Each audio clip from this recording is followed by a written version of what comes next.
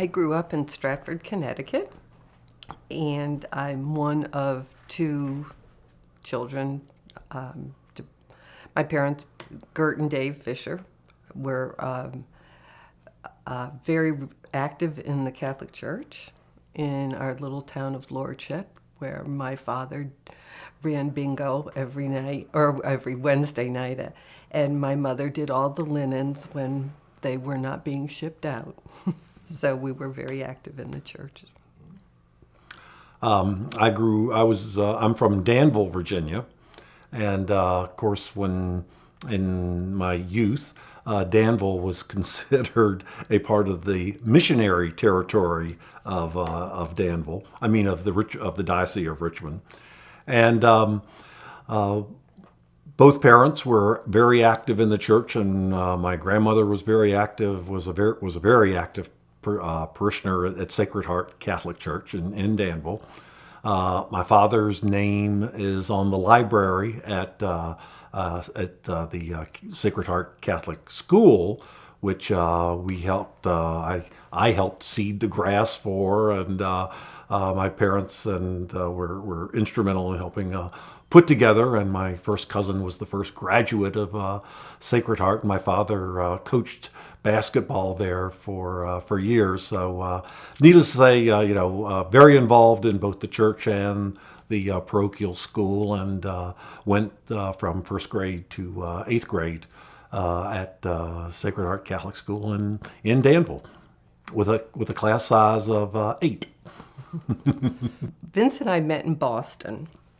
I had moved into Boston from college, and he was up there on a job, and I owned a fitness studio. And he had some friends who introduced him to exercise as a way of meeting potential partners. So Vince came to the exercise studio, and that's how we met. We got married in September 19th in 1987 in Danville, Virginia, at Sacred Heart Church.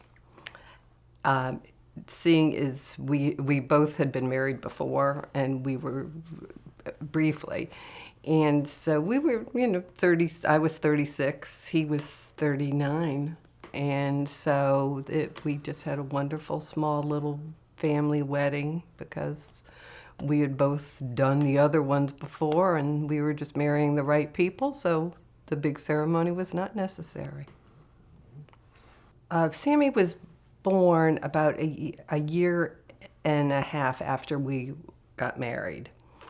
And I can remember finding out that we were going to have a child, and I said, "Oh my God, life is going to change so dramatically. I'm never going to be alone with my husband again." And I had no idea how true that was going to be. The day Sammy was born was probably the happiest day of my life. I don't think I have ever felt that joy except with my other two children, Ashley and Blake. But it was the first time that I had ever felt such unconditional love. It was such a new feeling, and it was just a wonderful feeling that I still remember and cherish till this day. That it was perfect. She was born jaundice, however, and she had to go back into the hospital after we had gotten her home, and she had to go into the phototherapy for a while, and then afterwards, when her bilirubin came down, we were able to take her home, but we had to have her exposed to sun and then take her into the lab at the hospital to have heel sticks done to check that bilirubin level. And it was in the going back and forth that she picked up a form of the chickenpox virus that ultimately caused global devastation of her brain. Well, it's easy to remember. Sammy was born on March the 16th, and as Barb said, she came home, went to the hospital, came back. She started. She had this twitch in her eye, and Barb called the pediatrician, and how he wanted to know how fast it was occurring. And when she told him, he said, it's not a twitch, it's a more than likely a seizure. And it was on my birthday, which was April the 3rd. So it occurred basically 2 weeks after she was born. She was, when Sammy was born, she was absolutely healthy except for the bilirubin issue. Except that we think that she knew maybe what was going to happen to her, because it was the labor was a little bit longer than it should have been, and at the end of it, Barb asked the doctor, "Well, man, that it was a little more painful than I thought, and it took a little bit longer." And they said, "Well, it was a little bit different than most natural births." And well, how was that? And she said, "Well, you don't see many of this, but she came out with one hand raised, and saying, 'No way, I'm not ready. I'm not going out there because I know what's coming.'" We always joke that she must have known, and she was saying, "I don't want to come out. I know it's coming." When Sammy got sick, I asked the doctor, the neurologist who was in charge of her case, I said, "I want to know the worst scenario." And he said that the chances of her surviving were nil, or slim to none, but she would also probably be in a vegetative state. So at the hospital where she was born in Worcester, Massachusetts, or where she got sick, where they sent us to, an ethics committee got together, and they found, because the devastation was so terrible, they said that because she would be in a vegetative state, that they recommended that she be removed from life support. So we put her in her pajamas, and we held her with just one doctor. She had a little oxygen at the coming out of a little Dixie cup in front of her face. And we sat there with a very wise doctor who told us, he said, "It's not how long we live, it's how abundantly we live that life." And that kind of really, sunk in with me. And, we're trying to figure out, how is this happening? It's almost like you're in a play. This is not your life. This is not happening. So we sat there waiting for Sammy to take her last breath, and she decided, no, I've got a journey to take. I've got lessons to teach people, and I am not giving up. And she beat all the odds and lived to be 27. But it was a torturous way of getting out of the hospital, because when they took her off life support, they told us, this would she would die within 24 hours. And so Barb and I sat in the ICU with her for 24 hours, waiting for her to die. And end of 24 hours, Sammy's still there. So they said, "Well, you can't stay in the ICU. You're going to have to go back to the pediatric floor, but don't get your hopes up. She will be dead within a week." So we went back to the pediatric floor, and a week went by, and they said, "Well, you can't stay in the pediatric floor any longer. You can take her home, but don't get your hopes up. She'll never see her first birthday." So we took her home, and as you know, since you've seen her live and in person, she was here for 27 years. When we brought Sammy home, it was obviously we were still in shock, but we were bound and determined that we were going to do everything possible to give her all the love and support that she needed to go as far as her capabilities were going to allow her. it became my mission to explore every form of therapy short of snake venom and to expose her to all of those and to leave no stone unturned. We went the two of us went to an institute in Philadelphia, the Doma Delicata, where they teach patterning, and we started doing everything we could possibly do. I mean, we were in church, we were praying a whole lot, and she was crying and she was doing responsive things, but the neurologist said to me that she's going to be blind, and that was devastating to me because at least if she could see, if she couldn't talk, if she couldn't communicate, which I was never going to say couldn't, it wasn't part of my vocabulary, at least be able to see your world. And but she got over that, and because she looked at me one day and she smiled, and my world was perfect. I don't know whether it's the human brain, maybe it's God, but when we came home from the hospital, I mean, to go from having a perfectly normal baby to one that is so, they probably told us how bad it was going to be, but I mean, it's just incomprehensible to take it in, and you can only take in as much as you can deal with, and so we had hopes, we could see the future of her being, mildly handicapped, and that she was, gonna maybe she would have a speech impediment, or we had totally, now looking backwards, unrealistic goals, but I don't think if we could have absorbed or known the truth, it, and not had the hope, how could we have dealt with it? So you deal with, and then, as time went on, we came to, realize and accept more and more of the severity of what we were dealing with. But, you could only deal with so much of it at one time.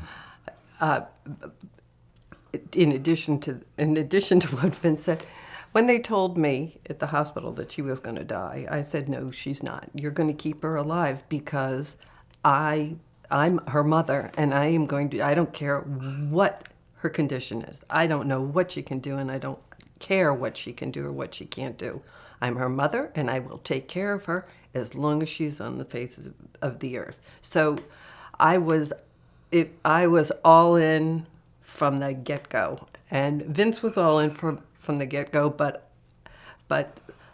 as a mom, this is my full-time job now. This is what I do. Luckily, we were in a position where I could stay home and I could focus on her, but there was no way we weren't going to figure this out. We decided to have more children because we wanted to have a family, and Sammy was a part of the beginning of that family. And when we would go to some of these lectures or these seminars that we were taking, people would say, "Oh, you're having another child?" I said, "Well, of course. We want the pitter-patter of little feet in our house." Sammy wasn't going to be able to do that. In our heart of heart, we knew that she wasn't going to do that. And we wanted to have Ashley. And so God blessed us. We were lucky enough, in 18 months, Ashley was born. And then we said, okay, I think we're done. I think we've got our hands full. We were in agreement on Ashley. We were in agreement on Ashley. Yes. And then we decided that Ashley, as we saw Sammy's condition not changing dramatically as it should have been if she was going to be on the road of, this phenomenal recovery. and Ashley needed to have a sister to support her, and so they could support each other in this journey. Because who knew how long Sam would live? Would she survive us? And Ashley needed to have a sibling, and we needed to have Blake as a part of our lives because I wanted to have the banter of little children running around. I wanted the arguments, and I wanted the caring for one another, and I wanted a normal life. In all honesty, it required a little coaxing on my part for Blake. But I mean, that's part of when we look back and think of Sam.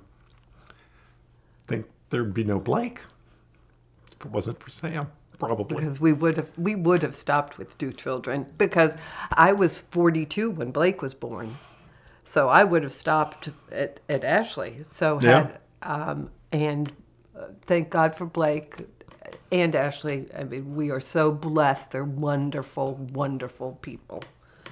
And we think that they had that spirit because they saw what it's like to have so little. So, probably the first 8, maybe 7, 8 years, Sammy was for all the devastation, right? For the first 7 or 8 years, she was very healthy, very healthy, and it was like she was and she didn't grow that much. She was on a G-tube at one point, and I was trying to be normal and go to lunch with a friend. So I brought Sammy along, and I brought her the feeding bag, and I hung it from a coat rack in the restaurant. We looked like a MASH unit, but Sammy and I did have lunch with my friend Josie. So we did try to give Ashley and Blake as much of a normal life as we could. And Sammy just went to all of their sports and all their dancing lessons and all their horseback riding lessons, and wherever they went, Sammy went.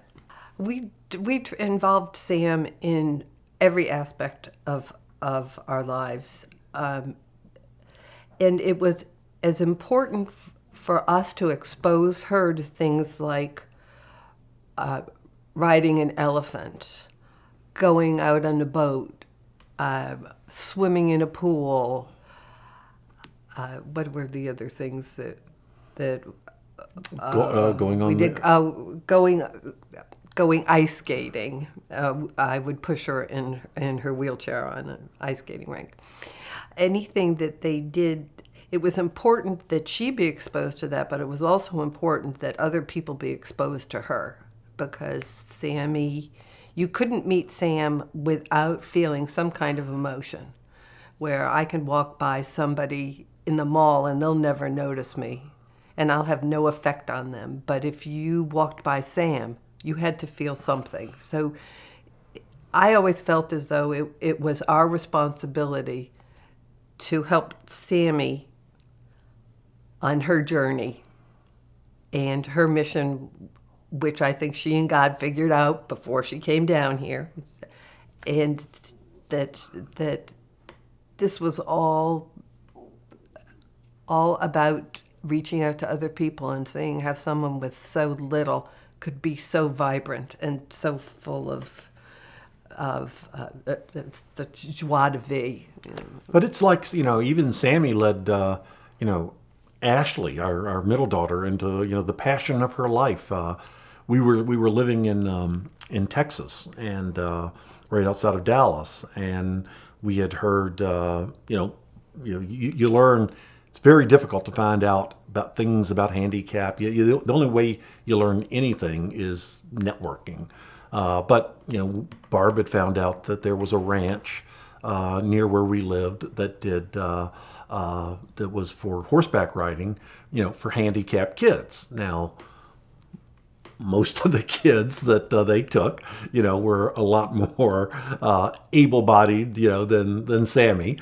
But we said no. The idea was the gait of a horse is the rhythm, is Simulates the movement of the hips. of the hips, and so this was good for you. So we took Sammy, out there and I went on weekends, and Barb probably went during the week, but Ashley, was tagging along, watching, putting a helmet on Sam, and watching Sam go around and she fell in love with horses, and today it's the lover of her life. Who knows if that would have ever happened, if she hadn't made that initial connection through Sam.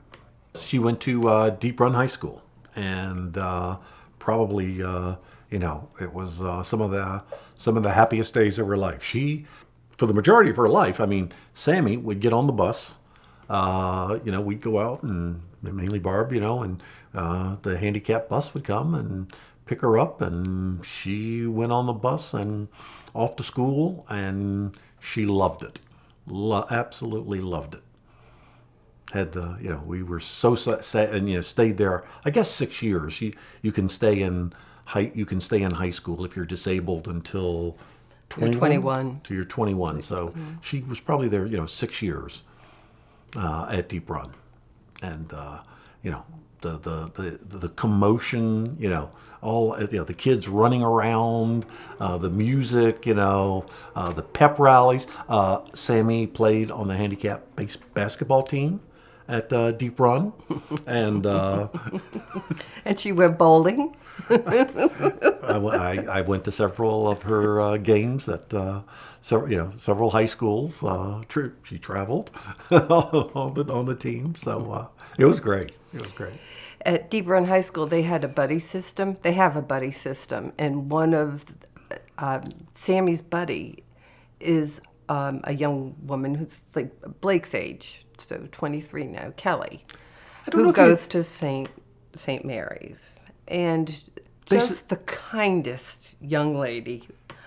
And when Sammy passed away, or she was in the hospital when we were waiting, Kelly brought over a teddy bear, and the most beautiful note and she left it on our front porch for Sam. So now we have that teddy bear with its arms kind of holding onto a picture of Sam, because it was just such a nice thing for her to do. I'm sure Kelly. Kelly went to Villanova and studied nursing. Yes. And her parents sit right behind me, up. And she would, when she was home from school, after she left Deep Run, she would always, when she was going to communion, she would always come by and give Sam a kiss. Certainly for me, there just had to be. There just had to be something else for Sammy. That, she had such a tough life here. And she gave so much to other people. But what did she get out of it? Not a hell of a lot. As Barb, she spent a lot of time in hospitals. We'll never know till we see her again, how much pain she was in. But, to me, if I couldn't hold on to the fact that there was something after for her, that there was eternity, that there was a God that was going to take care of her, and, that there was heaven for her, and that there was a purpose for all of this, and that this was just for her, even shorter than, what's short compared to eternity, right? Hers was even shorter. But I just had to believe that there was something after for her. Otherwise, I don't know how I would have dealt with it. So it was, faith was a necessity for me to believe that there was a purpose for this, and that for all the giving, there was going to be there was a reward at the end of this for her. My approach to why all of this happened to Sam and And but I never questioned it. It was always about her journey with God. It was always about what she presented to us as part of what we needed to accomplish in our lives and what we needed to learn in our lives. And I just never doubted that God was there watching over all of this. And when, excuse me, I mean, no parent wants to lose a child. But when you have a child who is so dependent on you, you pray that they go before you. So God answered our prayers by taking her. When he and she had figured out it was time to go. And I mean, we're blessed that she is where she is now, and she was always whole as a soul, and now she's, if a body is important in heaven, she's got her wings, whatever they're attached to. But I believe she was an angel from the get-go, so I always knew she was going back where she came from. I think Sammy's impact was instantaneous. You met her, she smiled at you, if you were lucky. And so many people wanted her smile. It's like, Sammy hasn't smiled at me today. You know, we all wanted that. It's like, life is good if Sammy smiles at you today. I was in a store in Huntsville, Alabama, and a woman, you know my story, a woman came up and said, "Can I pray over Sam?" Well, I figured it was important for this woman to do that, and I said, we take all the prayers we can get, you know. And when she was done, she said, "You know, I believe in miracles." And I said, "Yes, I do too, because here she is. We already got ours." And that woman, she wasn't going to walk up to just anybody, but she saw somebody who needed her prayers and her help, and that woman felt better by praying over Sam. She had done something nice for someone. And in our church, people a gentleman brought her a rose every month. He felt good about doing that. Sam, and we felt good about him doing that. And Sammy made us both feel good because she was who she was. And then Vince would come home and we'd have a new blanket that Sister Pat said, "It's anonymous, but someone made a blanket for Sam." She just had a way of drawing people in to do good things because she had so little. Even her family members say, when we think, "Oh boy, I just lost that job," or the stock market crashed or dropped on that stock, say, when you think about how little Sam had and how happy she was, that was her gift. Yeah, she made, people, if you knew Sam, it was hard. It was, she made people think, they made, when you'd go away from Sam, you'd think, if you started, thinking about your life and, oh God, I got this to worry about, got that to worry, and you think, all of a sudden you'd come back to Sam and say, Jesus, why would I be, I'm sitting here worrying about things that, are beyond my control. Look at Sam, and you think back to Sam and you say, what am I doing? And she just, she just affected, just affected people, made people smile, made people, I think rethink about what's important, I mean, deep stuff for just looking at someone. And, I don't know how you explain it, but I don't know how you explain it, but that's what she did. People looked at her, people that met her, came away affected or different? You were never, you were never the same after you met Sam. I don't know who I am before. I don't remember who I was before. I I was 36 when Vince got married, and I mean when Vince got married to me, when Vince and I got married, and sometimes I think that we never grew up because we were thrown into this situation, and as adults we kind of didn't do all the things that other adults were doing. And now that Sam has left us, it's like, oh, wow. I mean, we can actually go to dinner at 5 o'clock if we want to. Or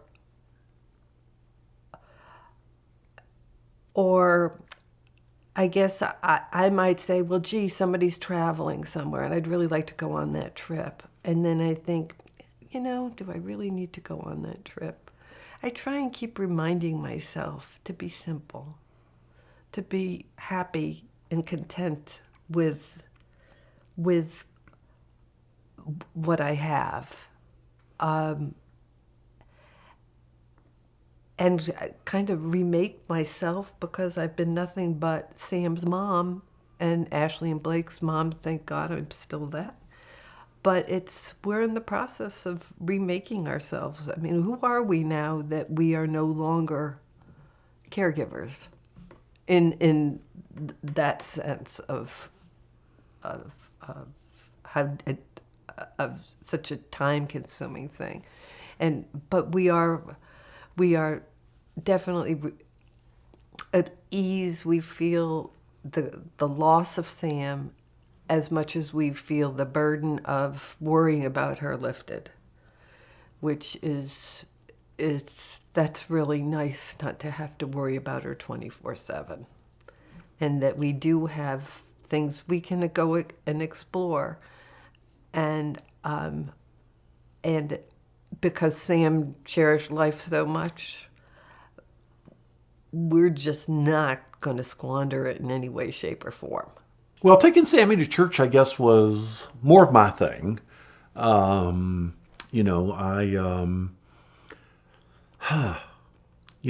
just felt that, at St. Mary's, it was easy. Why I took her. Because without a doubt, Sammy's best sensory input was sound, without a doubt. And we learned this at school, I mean, and just the way she reacted to her environment,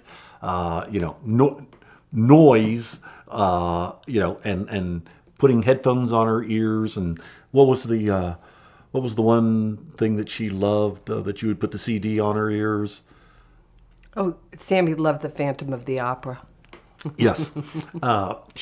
Barb would put the CD on and put that on her ear and just put it, and you get the smile on her face, and you knew she was listening and loving it. So, needless to say, we come to St. Mary's, and Joe strikes up the band, and I could tell, could just see it on her face. She absolutely loved it, and she liked it especially liked it when the drums were there, the cymbals were there, the big holidays, and so that I at St. Mary's, it was not only from a spiritual standpoint, for me and for her, I hope, but I just knew she loved the music, and she liked all the crowd, getting around. And it was a Sunday, right? And so it was getting her out of the house. And we didn't a lot of weekends we had very little help on the weekends. So we were pretty, many weekends we were on our own. I mean, all day and all night. So we didn't want her to be in the house all weekend. And so this was something that I like to do, and I like to think that she liked to do. And so it was our time, and I'd put her in the car and off we go. And then I'd get Starbucks after church, and then she and I would drive around and give Barb a break from from what was a long weekend. But even before that, I took her every Sunday to St. Mike's before we came over to St. Mary's, and everywhere we lived we took her. Sammy always went to church, but for me, I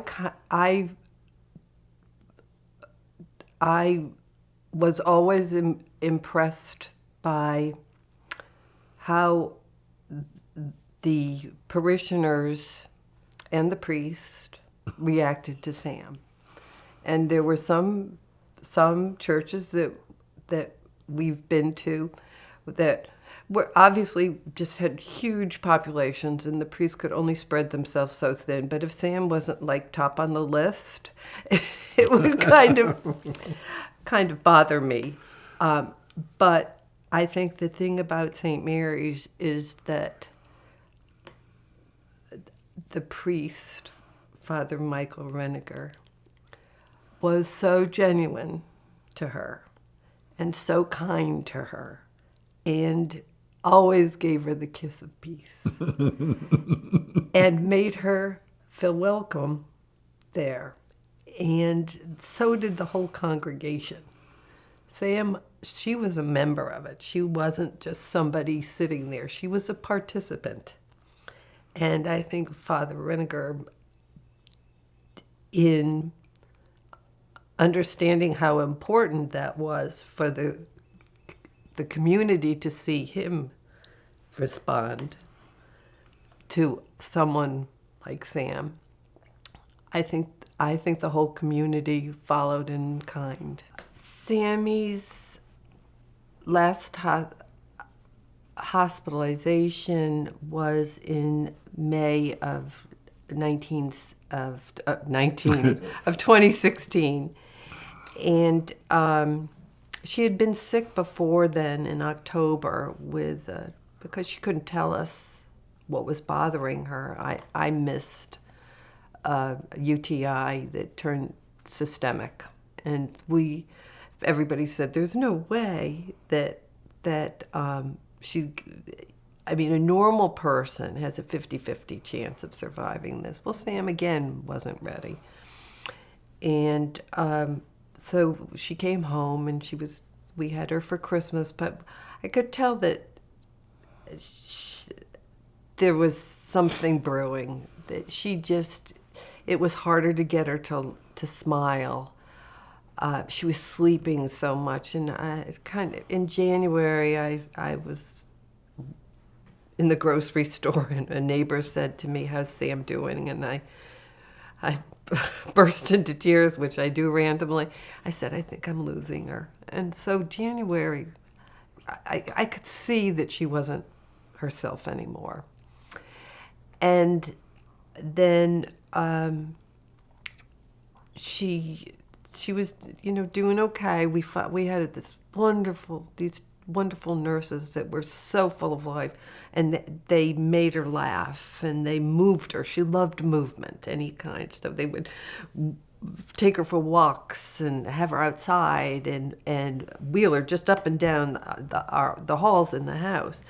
And then she would kind of smile. And then one day she had what we thought was a seizure, which was kind of normal. And we didn't jump and take her to the hospital. We waited and did what our normal protocol was. And she woke up the next morning and she was okay, but we could still tell that something was wrong. She was sitting with Vince, and I turned around, and there was an expression on her face that wasn't a normal Sammy expression. And he said, "She feels different. There's something wrong." I mean, we were so in tune to her body movements. And so Monday, when our nurse came in, we could both see that she was her facial movements were not normal. So we took her to the ER, and we got in, and he said, no, there's nothing, I don't see anything. So Vince came and picked up Amanda, our nurse, and took her home. And in the meantime, I was getting her ready to leave. And I rolled her over, and the expression on her face was unforgettably uncomfortable, shocking to me. And I called the doctor in, and he said, "Oh." And the next thing I know, we were upstairs in the PICU, and then finally a neurologist came after they ran all the tests and everything, and they said, "Has anybody talked to you?" She said, "Has anybody talked to you?" And they said, "Well, yeah, I mean, but nobody's told us anything." And she said, "Why did they always leave it to me?" Quite honestly, this is what's happening. Your daughter's 27 years old. Like any normal person, we start to lose our brain cells. Where she had so few, because if you saw Sammy's CAT scan, her skull looked like an empty walnut shell. There was nothing there. And they used the term remarkable. I mean, so that's what confirmed to me that, oh boy, she's got a really big soul, because the soul's doing all the work here. So she said, what's happened is now the brain cells are dying in her brainstem, which is the only really active part of her brain. So she was not having seizures, she was having convulsions. Within 3 days, 4 days, she basically left us. So for 3 weeks, we sat with the help of our priest, Father Reniger, and our family, and we sat and held her and tried to go to work. I was not going to leave her. I ran home to take a shower. Occasionally, sorry. Well, after 5 days, so really this conversation where the neurologist talked to Barb happened after 5 days, after Sammy was in the hospital for 5 days. And at that point, I mean, the bottom line was they said, there's nothing we can do to help her. The seizure medicines to control the seizures, depress the blood pressure. Her blood pressure is already life-threatening low. So, what do there's just nothing.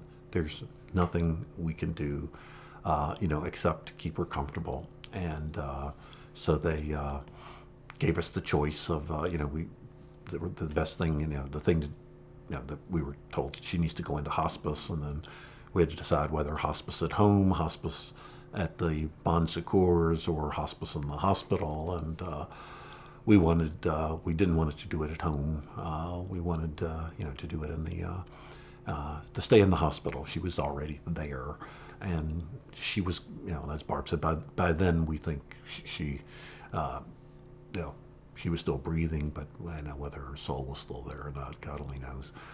And so then we spent, the most remarkable thing happened. I mean, for 3 weeks they gave her some morphine to keep her comfortable, and they gave her, what were they giving her for the seizure? They were giving her Ativan for the seizures, and so she was very comfortable, and sat, but we sat there and watched the monitors, for 3 weeks, just amazed that the human body and the human spirit, with no food, no water, and this was somebody who didn't come in healthy to start with. How can she do this? It's just amazing. And she actually did it because Sammy never put an unhealthy thing in her mouth. She was very very, very healthy. So it was really nice of the hospital to let us stay there because I wanted her home to be a place where she lived, not where she died. And we weren't going to hospice. So the hospice people were so good. They were so nice, so compassionate, so understanding, so uninvasive. And then we have wonderful next door neighbors, and she just knew all the right things to do and all the right things to say, and the girls Ashley and Blake kept coming over, and they would be there, but we really kind of locked ourselves in. This was our time. We really didn't want anybody in the room except Father Reniger. And so we were sitting. I finally got in bed with her, and I kind of held her in my arms like this, put her legs over here, and because I had gone home to take a shower, and the nurse called me and said, "Barb, you need to come back." So came right back and called the girls, and they came over, and we sat and we were waiting again, and we were talking, but I put my hand on her heart because I didn't want anything to happen and me miss it. So I was holding her just like I held her all my life. Well, wait, and then it got to be about 4:30, 4:45, and the girls were there, and we said, "Well, look, why don't you guys go home? They both have dogs." So we said, "Well, look, why don't you go home, let your dogs out? I mean, yes, could something happen now? Yes, it could be tomorrow. I mean, we just don't know. And your dogs need to go to the bathroom. So go let your dogs out and then come on back." So they got up and, got ready to go, and we're heading to the door. And Barb's got Sam in her arms, and Barb's got her hand on her heart, on Sammy's heart, and as the girls started to pass Sam's bed, Barb yells out, "Sam's heart stopped." Sam's said, heart. "I don't feel anything. I don't feel anything. I don't feel anything. Call the doctor. Call the doctor." And one of the nurses, comes running in, and she puts the stethoscope on Sammy, and She couldn't hear anything. That was the end. It was the end. she died in Barb's arms, passed in Barb's arms. Like I said, from my arms to God's. Sammy had to pick the time. I mean, for the girls to be walking out of that door, and all of us were there. She said, she checked in with God and said, "Okay." He said, "Come on home." And that was it. The end. The beginning. The end for us, the beginning for her. The start of her story. They're doing great. They're great. They're great kids. They